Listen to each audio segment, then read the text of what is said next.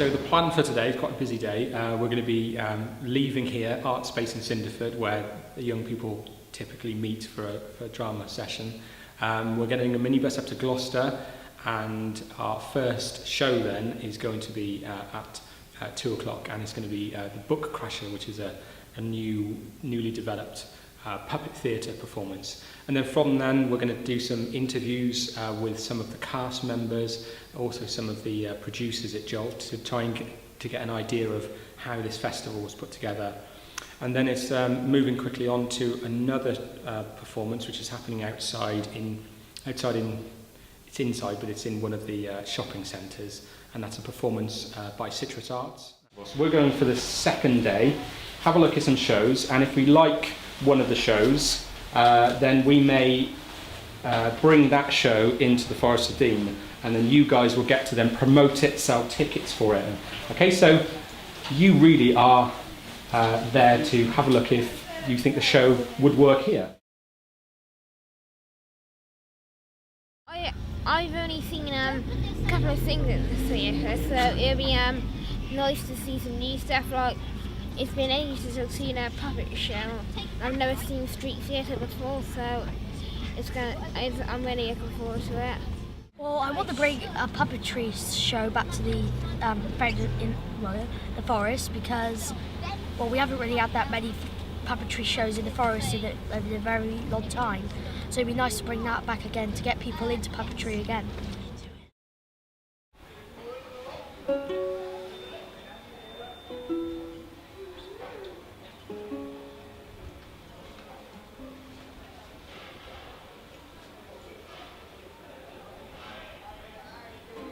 Barcelona can get very hot in the summertime, so make sure you pack even your 40-degree plus sun.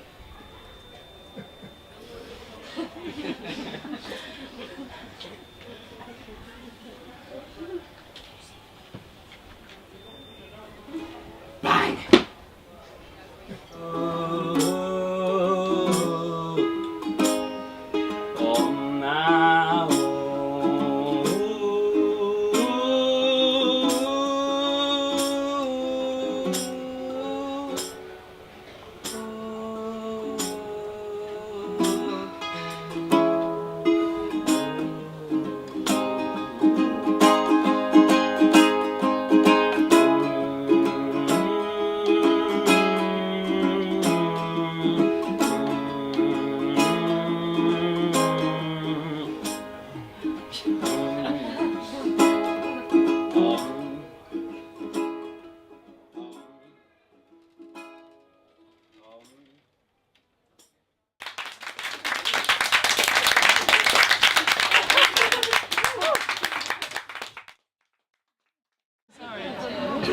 It was when they made the feet of the person move. It was amazing. How many people? 13. It's nice having two people working a puppet instead of one. The puppet's got no expression or any face or anything, so it's just a body and a head really, and they sort of interact like it's a human. It's amazing because you've got one person working the legs and the other person working an arm and head. And it's just incredible because you can get that expression without a face there. You can tell what it's thinking and what it would be saying. And because it's silent, it's just like you have to guess what it's saying. But they've acted it so well that you can just tell it straight away. It's amazing. Is it different to things you've seen before? Yeah, it's majorly different because we do stuff on stage. I've seen puppetry before, but only like a couple of times. And yeah, it was mad, because to get the emotions through the puppet, whereas on stage it's like completely different, because we can just show it. So you've all been to see the show, and Elise was obviously one of the performers, and she's got a couple of minutes, and I just thought it would be interesting if you've got any kind of questions or comments you want to make. So has anyone got a burning question they'd like to ask Elise about the show and how she created it? Otterlin. How long did it take to get the movement of the puppet? About 3 times as long as it takes as a normal actor. So as a normal actor it takes you, 2 rehearsals to get a movement. With us it would take 6. Because obviously we have to think about the things that we do naturally. So say I'm talking with my hands, we'd have to think about physically doing that with the puppet. It's painstakingly done. Yes. In a good way. So these guys are here because they're looking for potential shows to bring into their venue in the Forest of Dean. Do you think that would be a show that your friends would like to see back there? Should we? So maybe we can ask them later how expensive they are, whether they like to come and see, kind of visit us. Excellent. It would be a good show, you reckon? Excellent. Well, thank you very much, and good luck with your next show.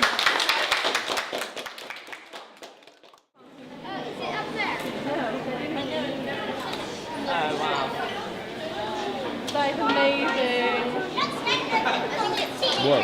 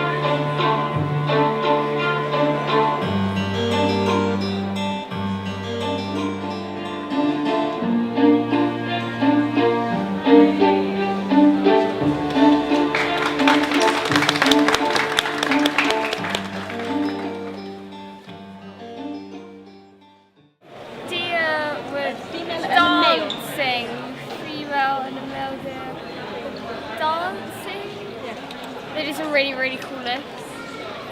I thought it was amazing because like how their like masks were done. It was like they were real. It was just really nice and romantic. So yeah. Well, so far both the acts I've seen, both the puppetry and the deer dancing, I'd like to bring back to the forest and do kind of question and answer thing and ask them how we could like adapt it to our needs. What about this one over here? She doesn't sweat more than him. I don't sweat more. I sweat a lot. I try. Can you see? Slightly. Yeah, put it down there. Looking good. The eye holes are too Why far did you try apart. walking with it? The eye holes are way too far. Yeah, I know. Right, I'm going to lead you out. Okay, you have to think how you'd walk like an 18th century gentleman. It's really hard to see in them. Take yourself for a walk in the manner of an 18th century gentleman.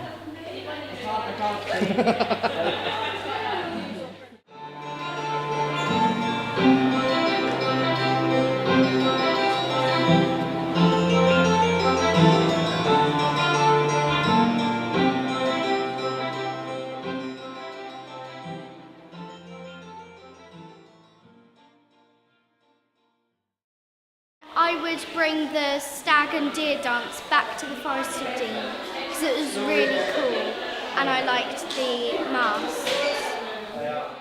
Yeah, I think the young people have reacted really well to what they've seen today. They've seen some really interesting, diverse performances in different venues. So I think it's brilliant for them to see that performance can happen anywhere it doesn't have to be a big cast, it can be a very small number of performers, but seeing something in a pop-up shop and then seeing something in this kind of venue, which would ordinarily be just a regular venue that they'd walk through, but now seeing it as a place where really interesting performances can happen. So I hope they go away today and be really inspired by what they've seen.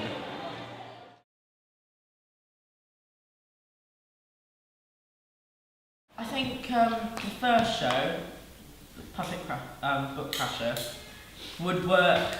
It works really well in a small space, but I think it would sell better in a bigger space. Yeah. Because then people I don't think it would will be work able to sit. More people, you say? Yeah? I don't think it would work as well as if, in a small bookshop, but it would sell better, but it wouldn't like. Yeah, but you could have like the sort same of feel. Yeah. Did you have to, was it nice being, I mean you were very close, but was it nice being close to the performance? Yeah, as long as Because it was quite a small puppet, so. You can't say again, It was quite a small puppet, and like they were using books as props, and books aren't very big eye-catching props, and it's kind of hard to. Unless you get Lord of the Rings, we got 3 of those books at Massive. home. What kind of, do you know what the price was for the tickets for that? No. No idea. So if we brought this show in, if I said, right, next week the show's going to be here or the Forest Theatre, and you have to sell tickets and we have to decide how much people pay, Billy, how much do you think people should pay for that show? For adults, £4. For children under the age of 10, £2. But 10 and over, £2.50. Ooh, so we've got £4, £2, and then the middle £2.50. Any different answers there? Ottilie, what do you I'd say reckon? like £5 for adults and then like £3 for children. Yeah. And what do we base that on? When I ask that question, what do we have to think about when we're charging people? What? Make sure people know that because like some people might not have enough money, so they might want to. So it's working out whether people can afford it. What other things do you think are Reece when we're setting prices? The quality of the show. Quality show. And how do we judge that? What are you judging the quality on? How hard we work. Or how hard do you think they're working? They work quite hard in that sense? Yes. Yeah. Who do you target? Who's your target audience? If you were selling that show, what's the youngest person you think would be aimed at? Six. Six. Quite universal. And what's the upper age range? 10. Any. You had like adults in there and they really Yeah. enjoyed it, so I think like. I think any age. Well, I don't Reece, you said any age? Yeah.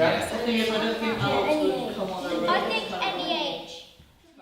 How would you let people know it's on? Me? Posters. Hands up so I can hear everyone. Ottilie. Internet. Internet. Billy. We should make a poster. Posters, great. Emily. Flyers. Flyers, yeah. Iris. Flyers, leaflets, and internet. Great. And newspaper. Newspaper, yeah. Yeah, I Sure. Radio. Because we are in a position where we want to put a show on, we want to bring a show in end of September, start of October. Do you think we should start that conversation with Elise and the rest of the company? Yeah.